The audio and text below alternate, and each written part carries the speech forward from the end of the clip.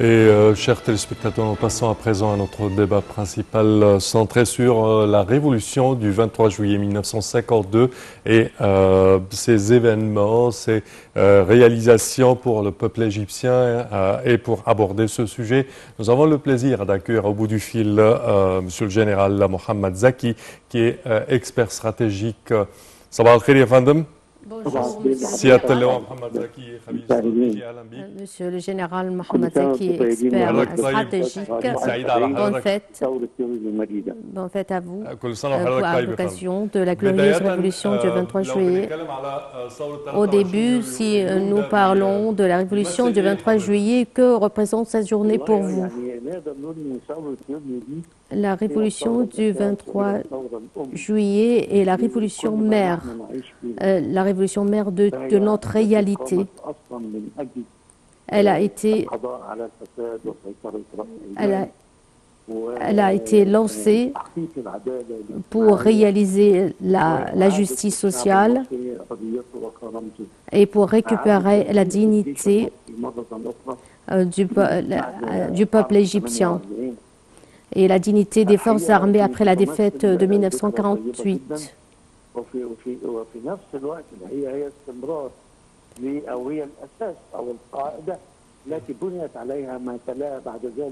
C'est la base sur laquelle a été fondé tout ce qui s'est suivi après,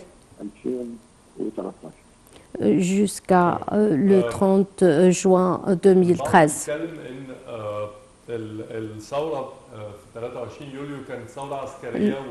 Certains disent que la révolution de 23 juillet était une révolution militaire et le peuple n'était pas présent. Mais la révolution a pris comme objectif la réalisation des revendications du peuple.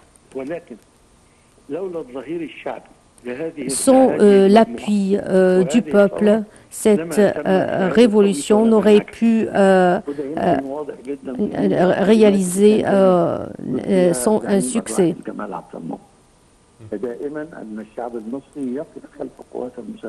Toujours le peuple égyptien appuie les forces armées et toujours les forces armées soutiennent le peuple égyptien.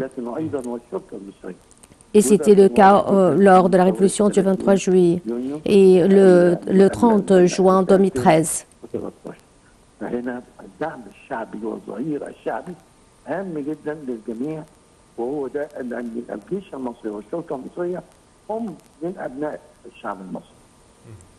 Les forces armées sont une partie intégrante de la société égyptienne. Quand nous parlons de la révolution du 23 juillet, nous parlons de grands exploits, dont la construction du haut barrage, la nationalisation du canal de Suez. Parlez-nous des acquis de la révolution du 23 juillet.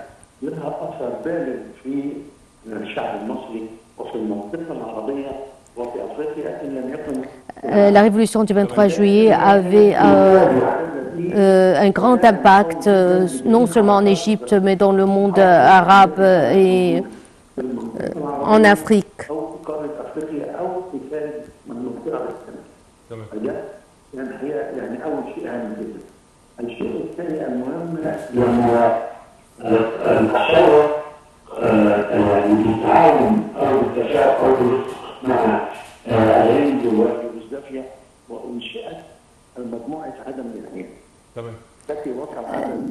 La révolution a établi le mouvement du non-alignement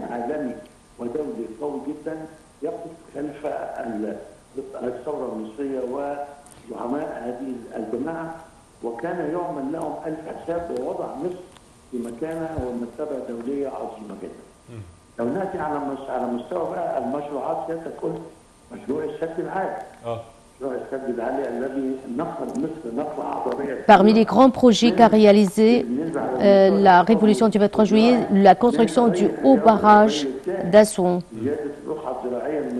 qui a contribué efficacement à l'augmentation de la superficie agricole en Égypte. L'amélioration aussi des conditions de vie dans la campagne égyptienne, qui était à cette époque privée d'électricité. Mais après la Révolution, grâce à la construction du haut barrage d'Assouan, l'électricité a été acheminée dans les villages égyptiens. La nationalisation du canal de Suez est un autre acquis très important de la Révolution du 23 juillet et jusqu'à aujourd'hui, c'est une veine économique très importante pour l'Égypte, qui contribue largement à la prospérité du pays. Et la libération de l'Égypte de l'occupation britannique, c'est un autre acquis important de la Révolution. Le départ des forces britanniques de l'Égypte, personne ne croyait qu'on pourrait se débarrasser de l'emprise britannique du colonialisme. Les pressions qu'exerçaient la France, Israël, le Royaume-Uni sur l'Égypte, les guerres de 1948-1956, toutes ces guerres visaient à barrer la route au déclenchement de la révolution du 23 juillet. Monsieur le général, bonjour. Pouvez-vous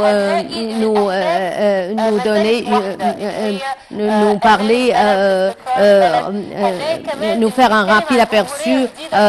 Nous allons parler du discours du président à l'occasion du 71e anniversaire de la révolution du 23 juillet. Comment trouvez-vous, quelle est votre lecture du discours du président que vient prononcer le président il y a quelques minutes? La révolution du 23 juillet, c'est à proclamer la première république, la poursuite, et depuis le peuple égyptien poursuit son chemin et à présent nous construisons une nouvelle république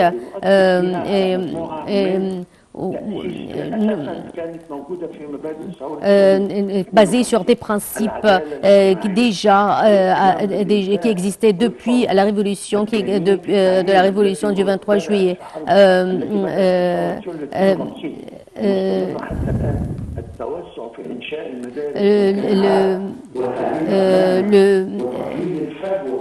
Nous poursuivons aujourd'hui ce qu'a déjà entamé la révolution. Elle accordait un grand intérêt à l'éducation et à l'enseignement. Elle accordait aussi de l'importance à la santé du peuple égyptien. Avant 1952, il n'y avait pas des hôpitaux ou des centres médicaux dans les campagnes. Mais après, on a commencé à accorder de grand intérêt à la santé du peuple. Aujourd'hui, nous accordons, l'État accorde la priorité à la protection, à l'assurance maladie, à l'assurance maladie globale. Nous poursuivons le chemin déjà qu'on a commencé il y a 71 ans avec le déclenchement de la révolution. Grâce à la sensibilisation et à la sensibilisation du peuple et pour soutenir la santé, pour améliorer la santé du peuple égyptien via des initiatives aussi présidentielles, nous avons ainsi pu ressortir de la crise sanitaire de coronavirus sans grand dégât. cela, outre la construction de nouveaux hôpitaux et la modernisation des anciens hôpitaux et l'établissement de des centres médicaux et de nouveaux hôpitaux dans toutes les provinces à travers la République. Passons à la sensibilisation du peuple égyptien, surtout alors que nous passons par des conjonctures économiques très difficiles qui affectent le monde entier suite à la guerre Russie-Ukraine et les crises dans les pays voisins, les menaces à cause de ces crises qui embrasent nos voisins. Mais nous tenons toujours, l'Égypte tient à soutenir ses voisins sans ingérence dans leurs affaires internes, sans intérêts individuels. Monsieur le général Mohamed Zaki, on vous remercie infiniment pour votre participation à notre émission de ce matin. Bonne fête et bonne révolution, bon anniversaire de la révolution du 23 juillet. Le général Mohamed Zaki, expert stratégique. Merci. Chers téléspectateurs, malheureusement notre temps arrive à bout. Au terme de cette édition, nous tenons de la part de toute notre équipe, premièrement à vous souhaiter un joyeux fête de la révolution du 23 juillet 1952 et nous vous souhaitons toujours de passer les moments les plus agréables sur la LTV. Merci Noah. Merci Samah, merci à notre interprète Dalia Karam d'avoir été avec nous pour cette traduction simultanée et on vous souhaite une excellente et agréable journée parmi nous sur la TV Internationale.